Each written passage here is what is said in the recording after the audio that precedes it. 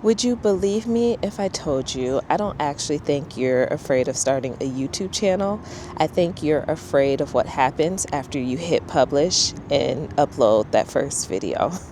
I think we're afraid of being seen, of being judged, because when we put that video out, our thoughts out, when we put our unique perspective, our point of view, and even our story, it feels like we are giving people permission to judge us, permission to understand us, permission to ignore us. There's so many different feelings that come with the decision of being seen and being visible. That's why I think it's less about starting the channel and more about what other people think about you starting your channel. Think about your video topic, what they think about the way that you date, what they think about your marriage and relationship, what they think about your healing journey and all these other things, right? And I understand for a lot of women, that is the part that's actually like super terrifying. I was reflecting on the call that we had over the weekend with my cohort. If you don't know, I'm leading a group of 17 ladies right now for the next 6 weeks, centered around building your first options cohort. And I was, starting to lead them into our 30-day visibility challenge. And I just started thinking about the things that they shared that kept them from being visible, or how one of the ladies, her mom already told her, oh, you don't want your first name and last name out on the internet. And, I remember how many times my mom would say different things like that to me as well. And, I understand for some, it definitely comes from a place of love. For others, it can come from a place of like personal self-projection. And we will let other people's opinions and judgment of us cripple us and keep us stuck, right? Because, hey, I'm guilty. So I can only speak from a place of experience because I've had that happen to me before. So I want to kind of just gently, I want to kind of just gently change that point of view for you, because I had to do that for myself. Years ago, probably well over 10 years ago, we're talking like high school, I used to, this is a vulnerable moment, but man, I don't think I've ever shared this like publicly like this. I shared it in the group with the ladies in our cohort, but I would have like family members, some friends, they made their sentiments or their comments about how I spoke, right? Oh, you sound like a white girl. You sound like this and that. Someone used to nickname me Oreo. And for the life of me, I just could not understand why people kept saying these things. And then when I call myself trying to slightly switch it up, right, to accommodate what other people were saying, I'd go to my grandma's house, and Grandma Belinda did not play that, okay? My grandma, old school from Detroit, shout out to Brewster Projects, like she did not play that because she retired as the U.S. Postmaster. And for her, there was a way that you needed to speak, a way that you needed to take care of yourself. And she believed in speaking like you have some education, is the way that she put it. And my dad, same way with me. So then I'd go home and get corrected for trying to speak like I wasn't who I was. And I had to find a medium ground with all of that in who I am, because I had to learn to just embrace my voice and embrace how I talk. And, sometimes I'll hit you with the y'all because I've lived down south for a long time. Sometimes, I may not use all the letters or all the words in the letters. I don't know, and all of that just had me on edge to how I talked, because I was told that I talked like a white girl. But I'm a Black woman. So what did that really mean? I didn't understand it then. Of course, I understand it now. And for a very long time, I had voice memos. I started talking to myself in like 2012 in the sense of just voice memoing my thoughts, my dreams, my desires. Once I realized that that was like an option on the iPhone, I started using it. I could literally pull up so many voice memo messages from back then, y'all. I don't know what they all are going to say, but one day maybe I'll work on that. And I started getting comfortable with my voice, because I also would not listen to my voice if I left a voice message, or, there was something that I recorded and it required me to play it back. I wouldn't play it back. I'm like, no, I'm good. I don't even need to hear that. So I had to come back to myself and come back in my confidence and be comfortable with who I am, you know? So I think to that point, one, you're not afraid of YouTube. You're afraid of being judged. How many of y'all feel like that? And then to my second point, people are thinking about you far less than you think. And when you realize how true that statement is, it becomes so freeing. We talk about so often how we need to show up and be perfect online. We have to have the perfect aesthetic, the perfect mic, the perfect camera, the perfect makeup, the perfect hairstyle, the perfect lips. You got to have your nails done. You have to have the whole nine. I don't know who made those rules, but somebody made that rule and we just decided to start following it without challenging the norm or allowing yourself to be the rebel and go against the grain, allowing yourself to just be different and be confident and comfortable and showing up as you are. But when you have this fear of being judged because you're choosing to be visible, it can cripple you in many more ways than you could imagine. So when you're already stuck in that like crippling cycle, choosing to show up as you are without those imperfections as a mask, as a form of protection, as a form of, oh, if my hair's done, then they won't talk about my edges, or, oh, if my makeup's done, then they won't come for me, or, oh, if, I'm sitting against this white wall, they won't see the rest of the room. Listen, when you become who you are, when you allow yourself to just be who you are and realize that what you have is enough, you will be freed from that crazy chokehold, from that realization. Because when I first started on here, I expected some criticism. I didn't know what it was going to look like or where it was going to come from, but I knew it was bound to happen because I was choosing to put myself out here on the internet. I'm putting myself out here amongst billions of people that maybe one day would find me. I don't even know. Hundreds, thousands, a handful. I don't know. In the beginning, it was like crickets, right? But when people started to find me, they found me. And in the beginning, I got some negative comments. I still kind of get negative comments here and there, but it's not that aggressive. It's not that wild. And it's built like this thick skin in me more than I realized. And I had a flashback of why I never got on TikTok. I forgot what year it came out. I want to say 2020, but that's probably not right. Maybe that's the year it expanded. But when TikTok first came out, I got on there and I started seeing how many views people were getting and how hundreds of thousands of comments and then all these wild comments. And I was like, oh no, I am not getting on that platform, right? Literally for fear of being judged, fear of people's comments, fear of people's criticism and what they were going to say to me. And at the time, I think I was health coaching. So it's like, oh, no, you're not going to drag me. I'm not, because guess what? I'm not going to let you because I'm just not going to show up. Oh my gosh.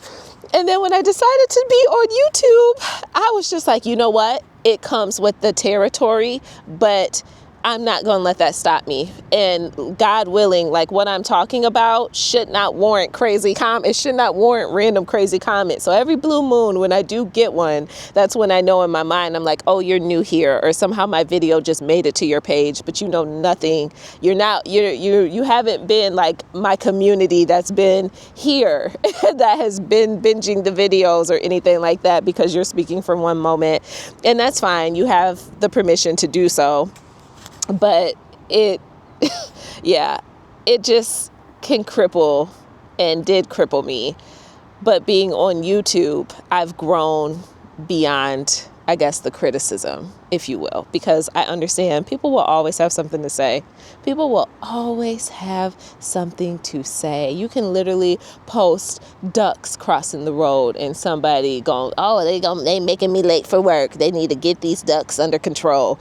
Or somebody could literally just respect the ducks. Everybody stops and lets them cross and finds patience. Like people just always have something to say. And some of my videos, I expected people to kind of like laugh or make fun of me because I am a woman that shares my emotions. I have cried on this internet, y'all. I have cried on these people's internet, on God's good web. I have cried.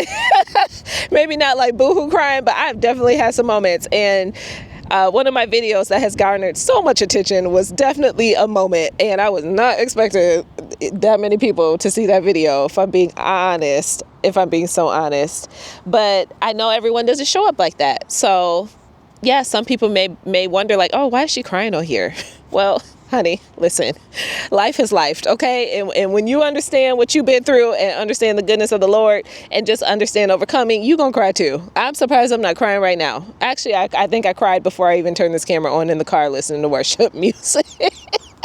Because life's. But I'm in tune with my emotions, and I've grown so comfortable with who I am in general that I don't want to water myself down. So, hey, I expected some people to laugh at me. I expected everyone to notice my videos when I started sharing them to my Facebook as well, that I was on YouTube and telling a few people over there. It was like crickets, but not, because it would be like 4 likes, but 500 people saw this post. And I'm like, okay, I don't even know what all that means. Maybe they're watching, maybe they're not. Maybe there's people from my small hometown looking at me, or people in the depths of the shadows watching these videos but have never texted me or told me. Or maybe you have. I don't know. It can go so many different ways, but it's like when you just stay true to who you are in the becoming of this journey, you will free yourself from these like golden handcuffs and these invisible mental chains of all of these thoughts that will keep you crippled. So I want to say this. The women I'm trying to reach, they're not sitting around and waiting to judge me. Just like they're not sitting around and waiting to judge you. I had that realization before I recorded this video. After I looked back at just how these weeks have been. I mean, we opened the doors to Cohort 2, and there's ladies in there signed up already. And I thought about that video of me like crying and breaking down, because it's just so true about how I feel like I haven't been living. I haven't been an active participant in my life for a while. It's just not what I truly desired. I feel like I've just been surviving but not living. When I shared that video and those thoughts, it just showed me how much the women that need me, and the women that need me are not judging me like that.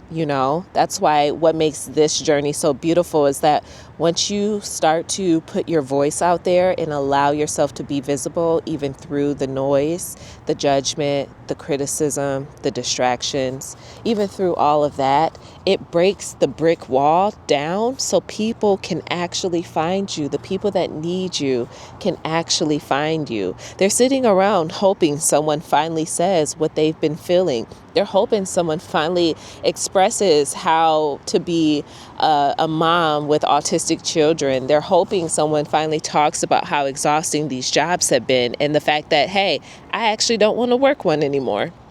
They're hoping that somebody can like show them how to be better with their money, because they have so much shame around it, so much shame around not saving. They're 40 plus thinking they should be further financially. They're hoping someone can finally say it. And when you allow yourself to be vulnerable and honest in that way, to share what's on your heart, share your thoughts, share your point of view, share your story, share your mind, right? Like that is what women are hoping for.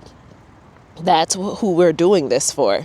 That's who we're speaking to. You're speaking to your woman. You're speaking to your person. You're probably speaking to who you were 5 months ago, 6 months ago, 12 months ago, a year, So that's what it's about. And my third point, I want you to really understand this one. Confidence is earned. It is not found. Confidence is earned. It's not found.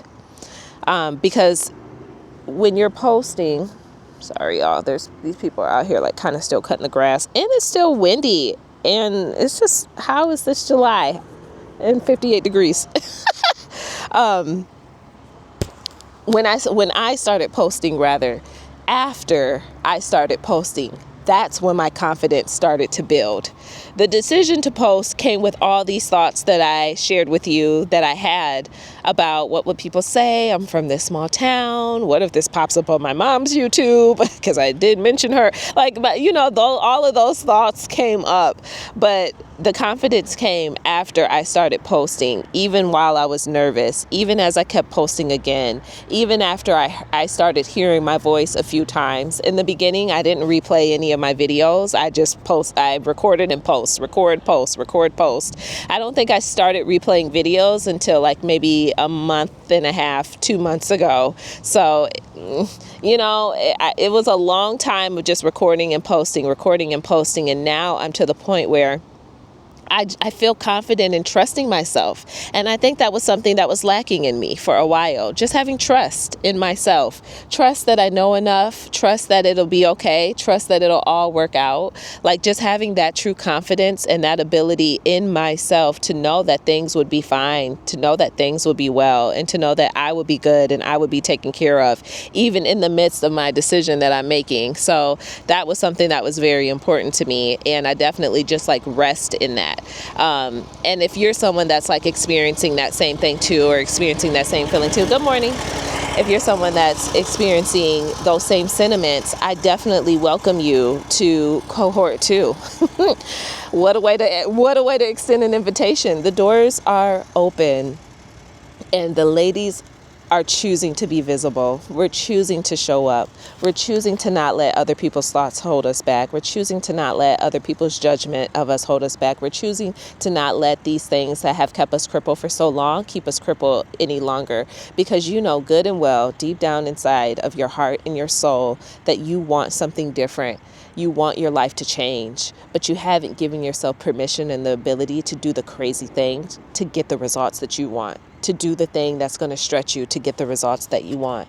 My girls, my ladies in Cohort 1 right now, they're doing a 30-day visibility challenge, and it's requiring them to show up and post every single day. Record that video and post. No editing, just go.